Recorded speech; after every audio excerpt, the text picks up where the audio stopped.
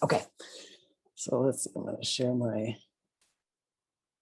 screen with you here.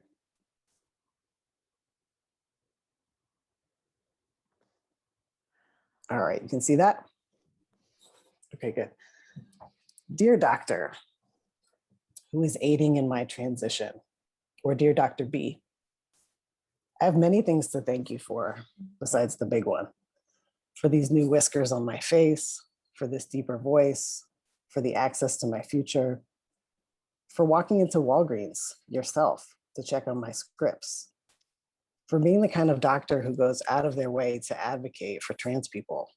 You get to say who you are. It's our job to support you. Thank you forever for these gifts, but I'm writing to thank you for something else. Something you probably didn't even know that you did. It's safe to say you've seen a lot of patients. My one son is 32. One of these days I'll be thinking about retirement. And I've seen a lot of doctors as someone who grew up with access to medical care, who was raised by a mother who operates on the better safe than sorry principle.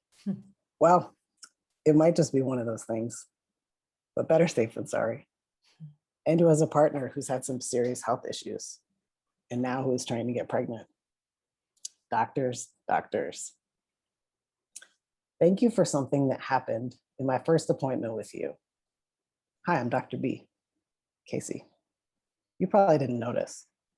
I was nervous. Doctors make me nervous. I'm the nervous type. But here's the thing, your face flushed, like mine was, like you were nervous or conscious of yourself there.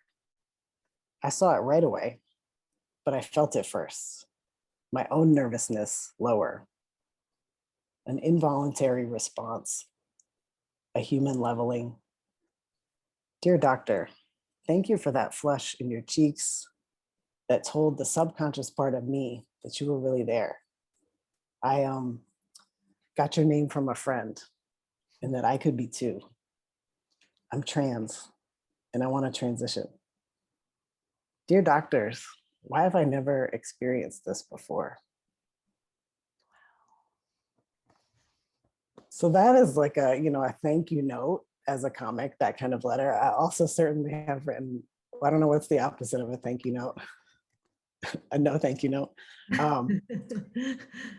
So anyway, any form of letter works as a comic. So I'm going to take us through this longer exercise now. We'll do some writing, drawing, and then we'll share at the end. So the first thing, you've got your paper in front of you. We're going to brainstorm a list. And I want you to, think back through early days in your life up to the present moment real quick. And I want you to write down, we'll take 3 minutes to do this. And I'll post the instructions in the chat in a second. I want you to write down a list of memories that come to mind from the word injury, where there's at least another person there with you. And think about injury broadly. And you might be the injured person, you might be a witness, you might be a bystander.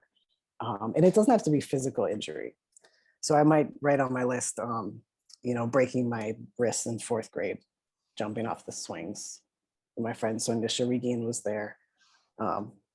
She started crying when she saw my messed up wrists. Or a visit to the ER with my partner, or a traumatic trip to the dermatologist. So think injury very broadly and just write whatever comes to mind. Can't mess this up. And we'll take 3 minutes to brainstorm that list.